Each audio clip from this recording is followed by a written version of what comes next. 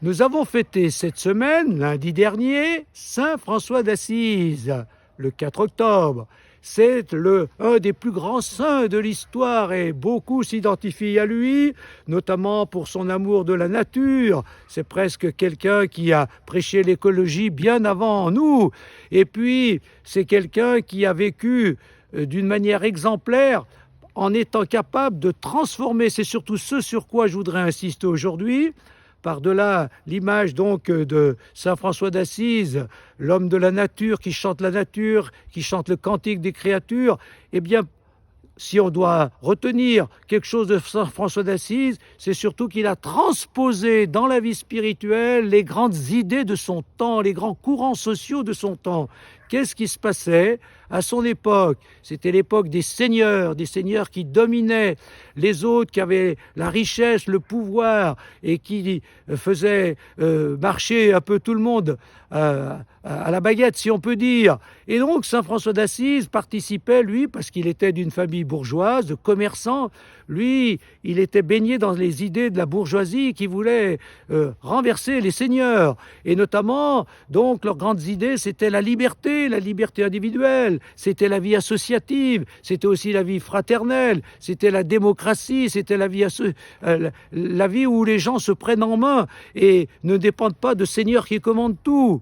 Alors, marqué par ces idées, eh bien, comme il prêchait, comme il avait la foi, un jour, dans une église, il a comme une vision où il voit l'église en train de tomber en ruine et il entend comme la voix de Dieu qui lui dit « allez, il faut relever cette église ». Et donc, lui, pour relever l'église, eh bien, il décide de tout quitter alors qu'il était riche, qu'il avait profité de sa jeunesse, qu'il avait vécu une vie un peu facile en profitant, comme tous les jeunes, de la richesse qu'il avait, de la richesse de sa famille. Eh bien, il décide de tout quitter. Il décide de vendre toutes ses richesses, de quitter même sa famille et d'épouser, comme il le dit, dame pauvreté. Parce que justement pour lui, la grande liberté, puisque c'est cette idée-là qui le travaillait, la grande liberté, c'est d'être détaché de tout, de se dépouiller de tout. Donc même de ses biens, même de ses richesses. Il applique à la lettre cette idée de liberté, mais en même temps, il applique à la lettre l'évangile, puisque dans l'évangile, il est bien dit, Jésus nous dit, va, quitte tout, suis-moi. Et donc Jésus invite à tout quitter pour le suivre. Et lui donc, animé par l'idée de liberté de son temps, et pour vivre l'évangile, il quitte tout pour vivre la liberté du détachement.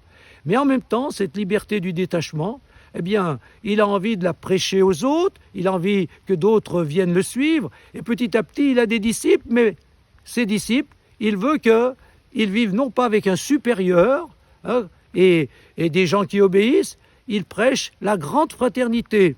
Et justement, dans les capucins, les franciscains, cet ordre que Saint François d'Assise a fondé, il n'y a pas de supérieur, il n'y a pas d'inférieur. Tout le monde est frère, ils s'appellent tous frères. Donc, il met en pratique, même plus que son temps, plus que les idées de son temps, il met en pratique cette idée de fraternité. Donc, la grande liberté du détachement, la grande fraternité.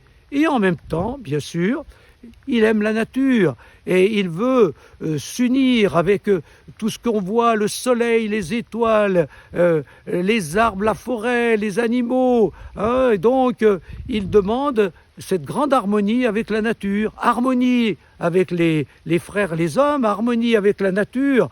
Et donc, liberté non seulement de se détacher, mais liberté d'aimer dans la fraternité et l'égalité.